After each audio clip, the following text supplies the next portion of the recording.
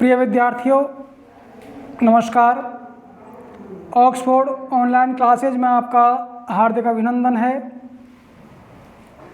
आज हम कक्षा 9 विषय हिंदी व्याकरण के अंतर्गत समास का अध्ययन कर रहे हैं। पिछले वीडियो में हमने तत्पुरुष समास का अध्ययन किया। तत्पुरुष समास के दो भेद होते हैं, कर्मधारय और द्विगु, जिनमें से कर्मधारय समास का हमने अध्ययन किया। कर्मधारय समास इम्पोर्टेंट समास है जो मुख्यतः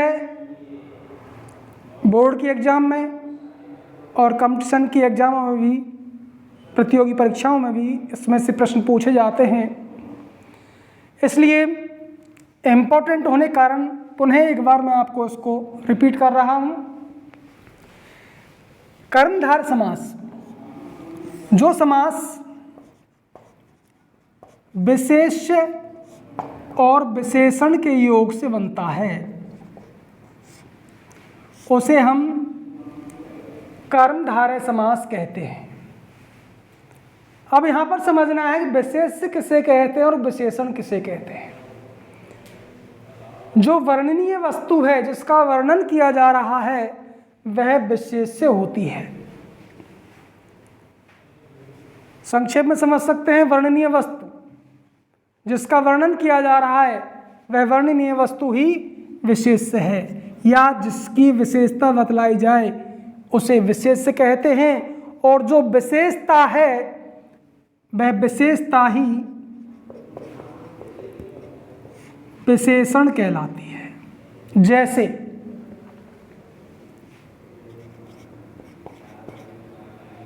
हरित शाटिका या हरी साड़ी। अब यहाँ पर साड़ी कैसी है? हरी है। तो साड़ी वर्णनीय वस्तु जिसका वर्णन किया जा रहा है। दूसरे शब्दों में किसकी विशेषता बतलाई जा रही है? साड़ी की। तो जिसकी विशेषता बतलाई जाती है वो क्या हुआ? विशेष्य। और क्या विशेषता बतलाई जा रही है? वो हरी है। तो हरी क्या हुई यहाँ पर? विशेषण। तो जिस समास में विशेष्य और विशेषण दोनों देखने को मिलते हैं वहाँ पर कर्मधारय समास होता है। जैसे रक्त रक्त। अब यहाँ पर रक्त रक्त हम देख रहे हैं एक शब्द ही दो बार प्रयुक्त हो रहा है, लेकिन इन दोनों शब्दों का अर्थ भिन्न भिन्न है, अलग अलग है। रक्त मीन्स खून और रक्त मीन्स लाल। पहले जो रक्त आ रहा है उसका अर्थ है लाल और पीछे आ रहा है उसका अर्थ है खून। तो रक्त क्या हुआ? विशेष्य। और इस रक्त की विशेषता क्या है कि वो लाल है, रक्त है। खून कैसा है? लाल। तो ये क्या हुआ? विशेष और लाल हो गया विशेषण। उसी प्रकार नील कमल। अब यहाँ पर कमल का वर्णन किया जा रहा है, कमल की विशेषता बतलाई जा रही है। और विशेषता क्या है? नील मीन्स नीला है। तो वर्णनीय वस्तु क्या हुई? कमल, अर्थात विशेष्य हो गया। और उसकी विशेषता क्या है कमल की? कि वो नीला है, इसलिए नीला क्या हुआ यहाँ पर? विशेषण। तो इस शब्द में हमें विशेष्य और विशेषण दोनों ही देखने को मिल रहे हैं, इसलिए हम समझ सकते हैं कि यहाँ पर कर्मधारय समास है। तो परिभाषा के अनुरूप हमने इसके कुछ उदाहरणों को देखा। अब आगे बढ़ते हैं। तो कर्मधारय समास के 4 भेद हैं, अर्थात यह समास 4 प्रकार का होता है। सु, कु, एव और एव। सु मीन्स अच्छा, या सुंदर। देखिए, सु विशेषण के रूप में प्रयुक्त होता है, जिसका अर्थ है सुंदर या अच्छा। जैसे आ गया शब्द सुपुत्र। सु मीन्स अच्छा या सुंदर पुत्र। अब पुत्र क्या हुआ? विशेष से। उसकी क्या विशेषता है कि सु मीन्स अच्छा है या सुंदर है। विग्रह करेंगे तो सु को बदल दीजिए, अच्छा या सुंदर पुत्र। उत्तर पद में किसी प्रकार का कोई परिवर्तन नहीं करना है। सुलेख। लेख कैसा है? सु मीन्स अच्छा। विग्रह करेंगे तो सुंदर लेख या अच्छा लेख। सुनारी। अब यहाँ पर देखिए, एक विशेष ध्यान में रखना है कि विशेष में जैसा लिंग होता है विशेषण भी वैसा ही होता है, अर्थात विशेष और विशेषण दोनों समान रूप से प्रयुक्त होते हैं। अब यहाँ पर नारी स्त्रीलिंग में है और सु मीन्स अच्छा या अच्छी, तो इसका विग्रह करेंगे तो सु किस बदल जाएगा? अच्छी में। क्यों बदल जाएगा? क्योंकि यहाँ पर स्त्रीलिंग है नारी, तो अच्छी नारी या सुंदरी नारी। उसी प्रकार होता है सुनर, सुंदर मनुष्य। तो यहाँ पर अच्छा या सुंदर नर। तो यहाँ पर ये ध्यान में रखना है कि विशेष और विशेषण दोनों समान रूप से प्रयुक्त होते हैं, उनका लिंग भी समान रूप से प्रयुक्त होता है। यदि विशेष स्त्रीलिंग में है तो विशेषण भी स्त्रीलिंग में आएगा, और विशेष यदि पुल्लिंग में है तो विशेषण भी पुल्लिंग में आएगा, अर्थात विशेष और विशेषण दोनों समान रूप से प्रयुक्त होते हैं। दूसरा है कु। कु का अर्थ है बुरा। कु यदि किसी शब्द के प्रारंभ में हमको देखने को मिलता है तो यह भी विशेषण बनकर के वाक्य में प्रयुक्त होता है। विग्रह करेंगे तो कु बदल जाएगा बुरा में। जैसे कुपुत्र, कुनारी, कुलेख। अब विग्रह करेंगे तो कु को बदल दीजिए बुरा में, बुरा पुत्र, कुनारी। अब यहाँ पर स्त्रीलिंग इसलिए बुरी, बुरी नारी। कुलेख, बुरा लेख। तो सामान्य है, दोनों को हम सामान्य रूप से समझ सकते हैं, यहाँ पर कोई क्लिष्टता भी नहीं है। अब आता है इसका तीसरा भेद।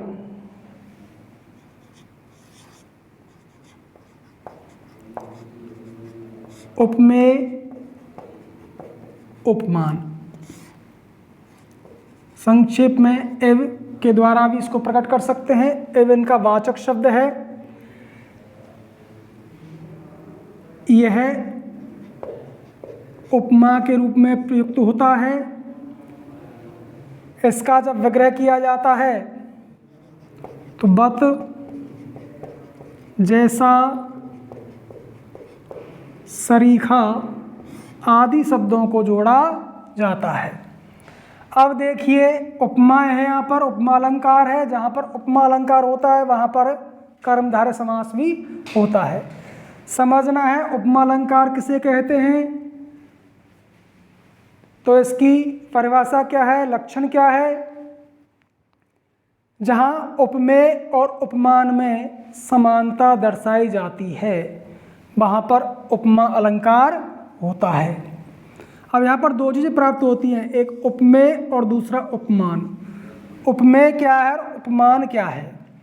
उपमेय वर्णनीय वस्तु, अर्थात जिसकी तुलना की जाए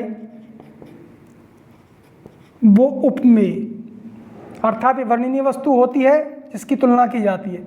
और इसको क्या कहते हैं? उपमेय कहते हैं। और उपमान क्या है? जिससे तुलना की जाए वो है उपमान। तो जहाँ पर उपमेय और उपमान दोनों ही देखने को मिलते हैं, जहाँ पर उपमेय को उपमान के समान बता दिया जाता है वहाँ पर उपमा अलंकार होता है, और जहाँ पर उपमा अलंकार होता है वहाँ पर कर्मधारय समास भी होता है।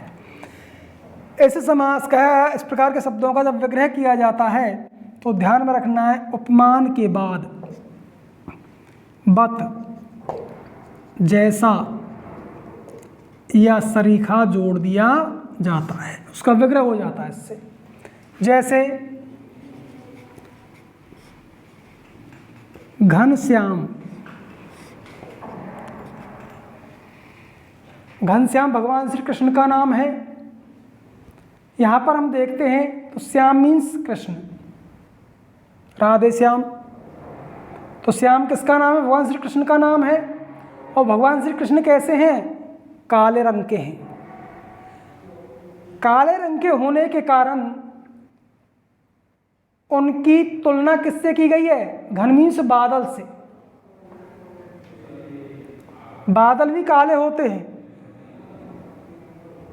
कृष्ण भी काले और बादल भी काले, दोनों में गुणधर्म समान हैं, इसलिए तुलना हो जाएगी। इसी का तुलना की गई, किससे की गई? बादल से की गई। तो श्याम क्या हुआ? उपमेय।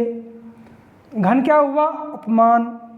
जब इसका विग्रह करेंगे तो मैंने आपको बतलाया था हमेशा उपमान के बाद बत, जैसा या सरीखा लगा देंगे। अब उपमान क्या है यहाँ पर? घन, तो जोड़ देंगे यहाँ पर घन बत या घन सरीखा या घन जैसा, उत्तर पद को ज्योति ले आइए। घनवत, घन सरीखा या घन जैसा श्याम, ये जीवन में समझ में आ जाए, कोई दिक्कत नहीं है। उसी प्रकार कमल नयन। अब यहाँ पर नयन, नयन क्या है और कमल क्या है? तो यहाँ पर नयन क्या हुआ? उपमेय, क्योंकि इसकी तुलना की जा रही है, उपमा दी जा रही है। किससे दी गई है उपमा? कमल से। कमल बड़ा सुंदर होता है और नयन भी बड़े सुंदर हों, तो उपमा दी जा सकती है। तो यहाँ पर उपमेय हुआ नयन और उपमान हुआ कमल। तो विग्रह करेंगे तो उपमान के बाद क्या जोड़ देंगे? बत, जैसा या सरीखा। तो कमल जैसे नयन। अब नयन दो होते हैं, इसलिए यहाँ पर जैसे का प्रयोग किया गया है। कमलवत नयन, कमल जैसे नयन, कमल सरीखे नयन। उसी प्रकार सिंधु हृदय।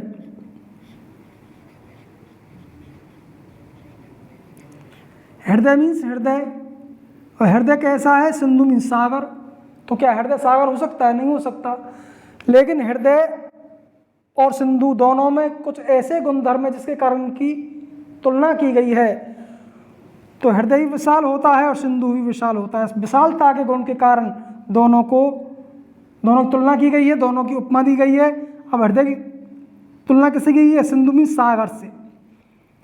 तो विग्रह करेंगे तो सिंधु के बाद बत सरीखा जैसे जोड़ देंगे, सिंधु बत हृदय, या सिंधु जैसा हृदय, या सिंधु सरीखा हृदय। तो यहाँ पर हम उपमा अलंकार का यदि कोई पद आता है तो उसका विग्रह किस प्रकार से किया जा सकता है, ये हमने अभी देखा। अब इसका अगला भाग है एव। एव का अर्थ है ही, अर्थात जहाँ पर एक रूप तक दर्शाई जाती हो। ये रूपक अलंकार जहाँ पर होता है वहाँ पर इसका प्रयोग किया जाता है और इसका विग्रह करते हैं तो उपमेय और उपमान दोनों के मध्य में रूपी का प्रयोग किया जाता है। अब प्रश्न उठता है कि रूपक अलंकार कहाँ पर होता है। तो दो चीज़ मैंने आपको अभी बतलाई थी, उपमेय और उपमान। ये हमने उपमा अलंकार में पढ़ा। दोनों चीज़ अलग अलग है, उपमेय अलग है, उपमान अलग है। जिसकी तुलना की जाती है वो उपमेय है और जिससे तुलना की जाती है वो उपमान है। दोनों ही चीज़ें अलग अलग हैं। तो देखिए रूपक अलंकार कहाँ पर होता है।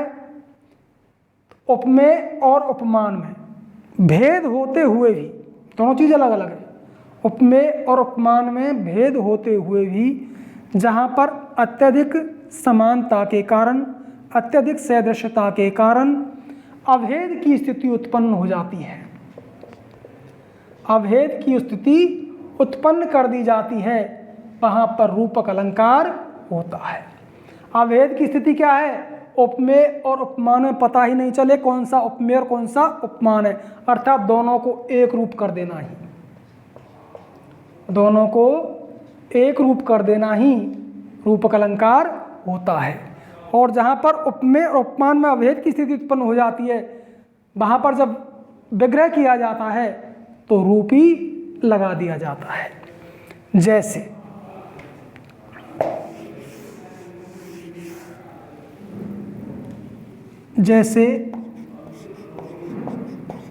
नरसिंह। नरसिंह शब्द को हम देखते हैं, वर्णन किससे किया जा रहा है, नर का। किसके समान बदला गया है मनुष्य को, सिंह के समान। तो नर अलग है और सिंह अलग है, एक मनुष्य और एक जानवर है, लेकिन दोनों में अति सादृश्य के कारण दोनों में समानता है, ये भी बलवान है और ये भी बलवान है। तो अत्यधिक समानता के कारण दोनों को एक रूप कर दिया जाए, वहाँ पर रूपक अलंकार हो जाएगा। और वहाँ पर हम किसका प्रयोग करेंगे, एव का। एव का अर्थ है ही, और हिंदी में ले जाएंगे तो रूपी। तो यहाँ पर उपमान क्या हुआ, सिंह। तो सिंह रूपी नर। तो यहाँ पर उपमेय और उपमान दोनों को एक रूप कर दिया। उसी प्रकार विद्या धन। अब यहाँ पर विद्या और धन दोनों चीज़ अलग अलग है, दोनों एक उपमेय है और एक उपमान है, लेकिन दोनों में अभेद की स्थिति यदि उत्पन्न कर दी जाती है तो वहाँ पर रूपक अलंकार हो जाएगा। और रूपक अलंकार जहाँ पर होगा वहाँ पर कर्मधारय समास भी होगा। तो यहाँ पर वर्णन किसका किया गया है, विद्या का या धन का। कौन सा उपमेय है कौन सा उपमान है पता नहीं चल रहा है, इसलिए ऐसी स्थिति में दोनों के बीच में रूपी लगा देंगे, विद्या रूपी धन। क्या धन विद्या हो सकता है, नहीं हो सकता, इसलिए पता नहीं चल रहा कौन सा उपमेय और कौन सा उपमान। उसी प्रकार गुरुदेव, एक पद गुरु है दूसरा देवता। कौन सा उपमेय और कौन सा उपमान है, दोनों अलग अलग चीज़ हैं, एक उपमेय और एक उपमान है, लेकिन अभेद की स्थिति उत्पन्न हो गई है। इसलिए अभेद की स्थिति उत्पन्न होने के कारण यहाँ पर कर्मधारय समास हो गया, इसलिए यहाँ पर विग्रह करेंगे तो गुरु रूपी देव या देवता रूपी गुरु। किसी प्रकार से विग्रह किया सकता, किसी को भी हम उपमेय उपमान बना सकते हैं। तो देखिए यहाँ पर हमने कर्मधारय समास के इन चारों भेदों का अध्ययन किया। अब यहाँ पर एक चीज़ विशेष ध्यान में रखनी है।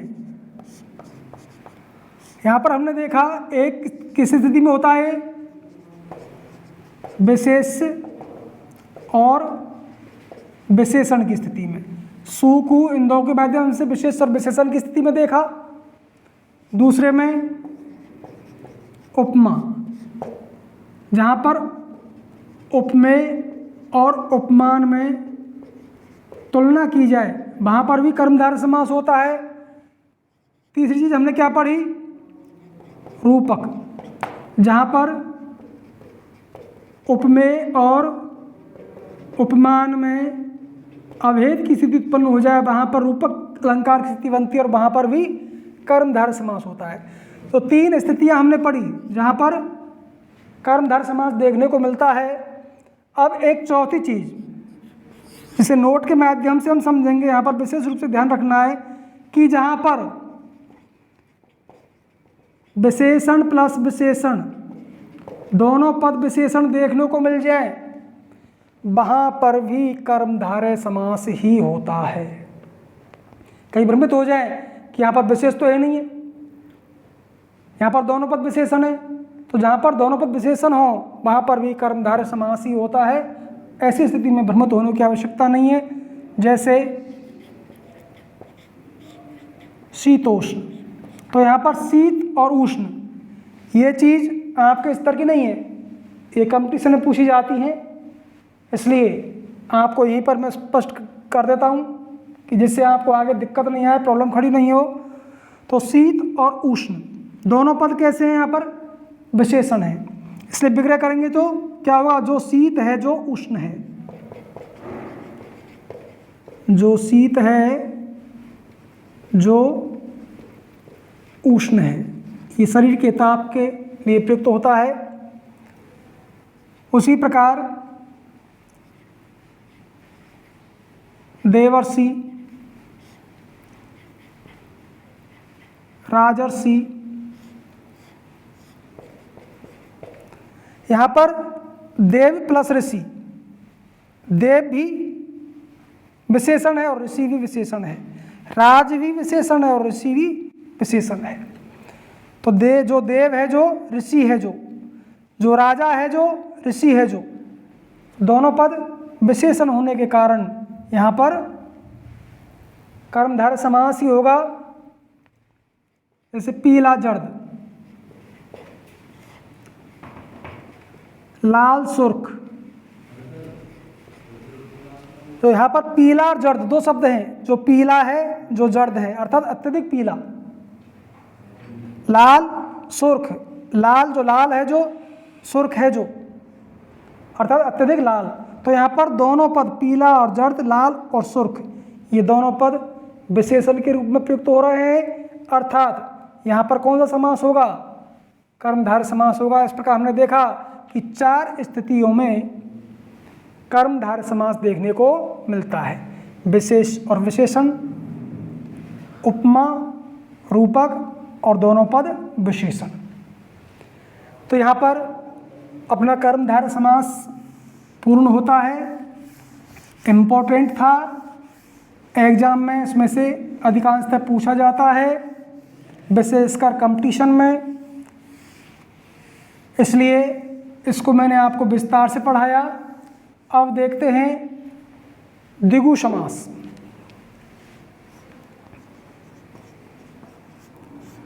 द्विगु समास तत्पुरुष समास का दूसरा भेद।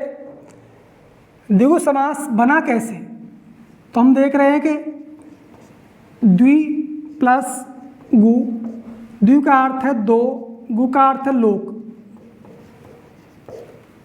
इसको हमने तोड़ा तो हमें प्राप्त हुआ 2 लोक। अब 2 क्या है यहाँ पर, संख्या, और लोक क्या है, संज्ञा। अब यहीं से इसकी परिभाषा बन जाती है। जिस समास का पहला पद संख्यावाची हो और दूसरा पद संज्ञा हो उसे द्विगु समास कहते हैं। यह समास समूह शब्द का द्योतक होता है, समूह शब्द को प्रकट करने वाला होता है। अतः इस समास का जब विग्रह किया जाता है तो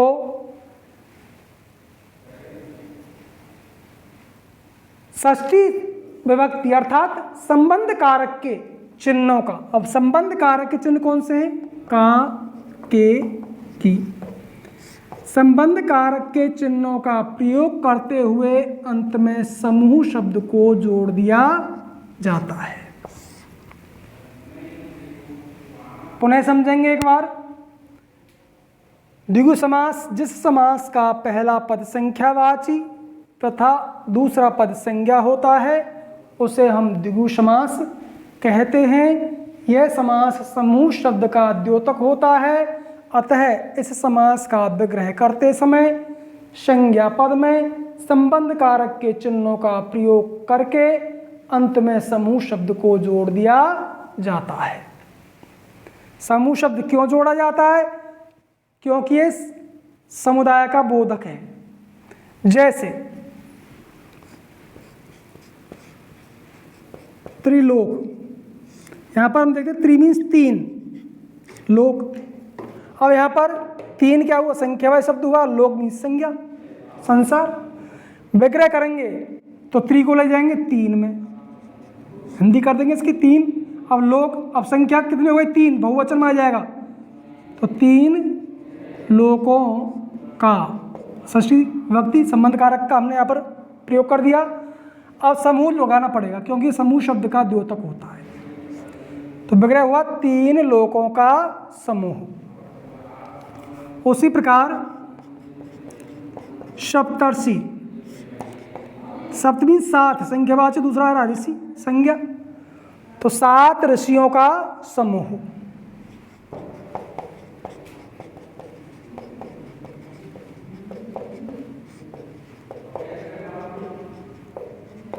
उसी प्रकार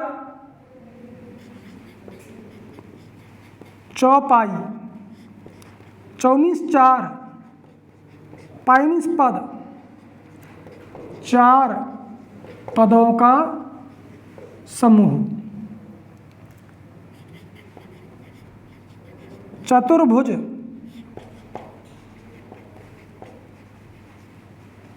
चार भुजाओं का समूह।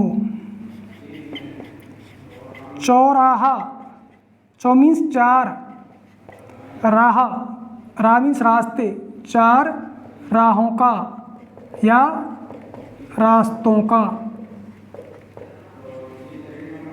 समूह। तो कुछ नहीं करना है, केवल संख्यावाची शब्द है उसको ला करके संज्ञा पद में षष्ठी संबंध का का प्रयोग कर देंगे और अंत में समूह जोड़ देंगे। ठीक इसी प्रकार इन सभी शब्दों का हम विग्रह कर सकते हैं। अब आगे आता है लास्ट अव्ययीभाव समास। तो देखिए पहला पद क्या है यहाँ पर? अव्यय। दूसरा पद क्या है? भाव मीन्स संज्ञा। तो जिस समास का पहला पद अव्यय तथा उत्तर पद संज्ञा, भाव मीन्स संज्ञा होता है, उसे अव्ययीभाव समास कहते हैं।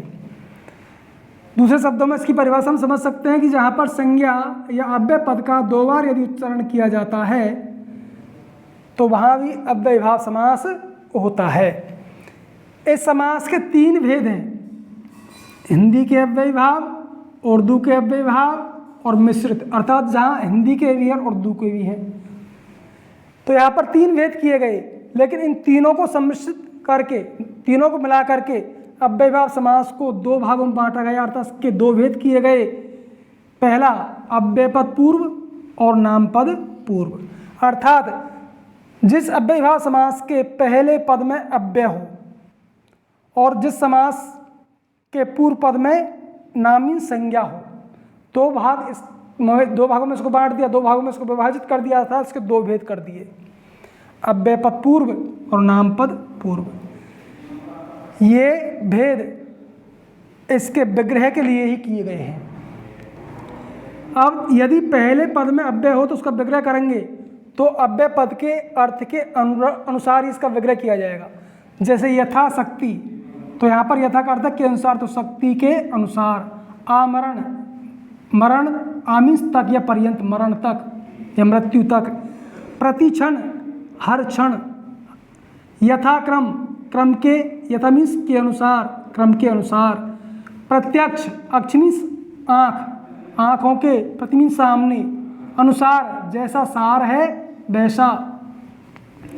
अभूतपूर्व, न भूत, पूर्व मीन्स पहले, जो पहले नहीं हुआ वह क्या? अभूतपूर्व। निडर, नि मीन्स रहित, बिना, तो विग्रह करेंगे तो बिना डर के। भरपेट, अब यहाँ पर विग्रह करेंगे तो पेट भरकर। प्रत्युत्तर, प्रत्युत्तर का विग्रह करेंगे तो उत्तर का उत्तर।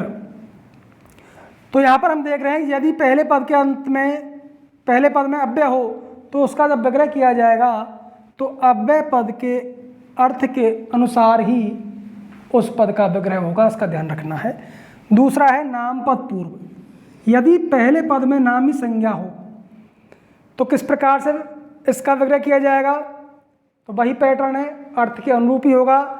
लेकिन कहीं कहीं पर संज्ञा पद की दुरुक्ति हो रही हो, वहाँ पर भी नाम पद पूर्व अर्थात अव्ययीभाव समास ही होता है। जैसे विवेक पूर्वक, तो यहाँ पर विवेक पूर्वक का अर्थ क्या हो? विवेक के साथ। नित्य प्रति, जो नित्य हो, नित्य प्रति जो नित्य हो। यहाँ पर देखिए अब यहाँ से स्वरूप चेंज होता है, एक एक। यहाँ पर ये जो चिन्ह है ये सामासिक चिन्ह है, अर्थात ये दोनों पद मिले हुए हैं, दोनों में समास किया हुआ है। इसका जब विग्रह करेंगे से एक एक, तो एक के बाद एक, बीचों बीच। यहाँ पर संज्ञा पद की दुरुक्ति हो रही है, दो बार इसका उच्चारण किया जा रहा है, बीचों बीच, बीच के भी बीच में। घर घर, घर के बाद घर। रातों रात, रातों ही रात में। तो जहाँ पर संज्ञा पद दुरुक्ति होती है उसका विग्रह इस प्रकार से ही किया जाता है। अब यहाँ पर विशेष ध्यान रखने वाली बात क्या है, जिसको मैंने नोट के माध्यम से यहाँ पर स्पष्ट किया गया है कि हिंदी में शब्द की आवृत्ति से, जैसे एक एक, बीचों बीच, घर घर, रातों रात, इस प्रकार अव्ययीभाव समास बहुत बनते हैं। तो हिंदी भाषा में इस प्रकार इस समास की जो प्रक्रिया है, अव्ययीभाव समास की जो प्रक्रिया है, ये बड़ी समृद्ध है। अर्थात इस प्रकार के शब्द हिंदी भाषा में अत्यधिक मात्रा में देखने को मिलते हैं। तो यहाँ पर हमने तत्पुरुष समास के दोनों भेदों का अध्ययन किया, उसके अलावा अव्ययीभाव समास का भी अध्ययन किया। आशा करता हूँ आपको जो कुछ पढ़ाया गया है वो समझ में आया होगा। इसके शेष समास का अध्ययन हम अगले वीडियो में करेंगे। तब तक के लिए धन्यवाद। जय हिंद, जय भारत।